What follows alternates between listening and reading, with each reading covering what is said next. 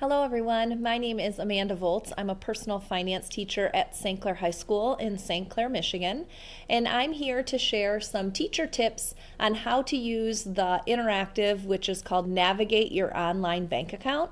Under the curriculum tab on the NGPF website, I'm under units, and I just went into the checking unit. This seems to be the way that I most often access the NGPF resources.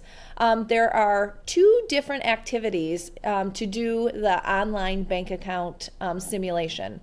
One of them is the short version, which is the one that I use in my classroom and I'll provide some tips on, and the other is an extended version. The key difference between the two activities is the extended version takes about 60 minutes to complete in class, where the short version takes about 30 minutes to complete.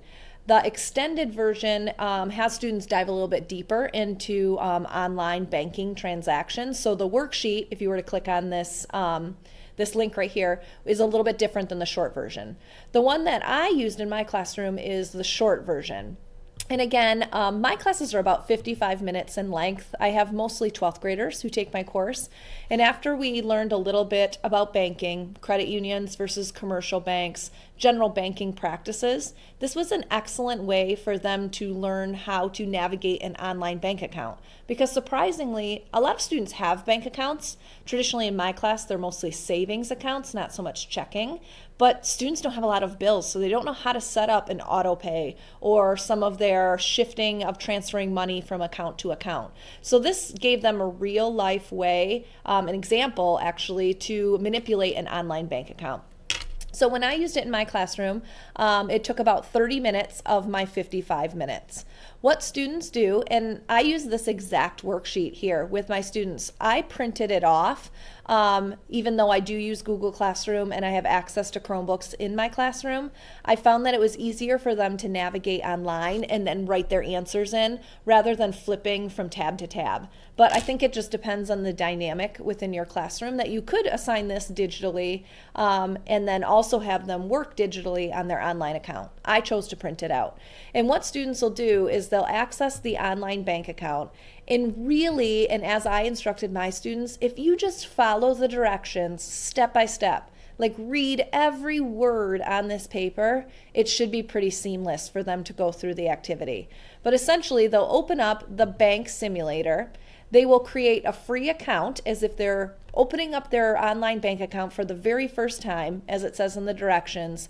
And then they create their account by setting alerts, by setting a password, what you would do when you traditionally set up your online bank account. And then it will log them out, and then they re-log back in as an existing customer within that bank. And it has them go through the simulation of setting up bill pay, transferring money from a checking account to a savings account, and doing multiple activities as it's stated in this worksheet, and learning how to manipulate an online bank account.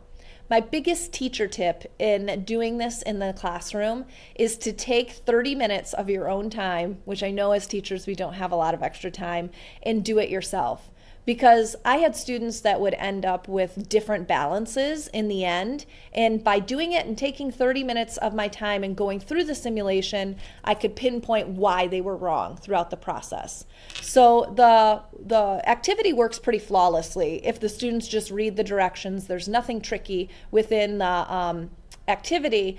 My suggestion would just be to walk through it yourself, just so that way if a student has an error, because I did have students who forgot to transfer or forgot to do certain things, and if I hadn't looked at the simulation myself beforehand, I wouldn't know where their errors lie. So it's a great assignment. It's very engaging. Like I said, it does take about a half an hour to do in class, and it gives them some practice with using online bank accounts.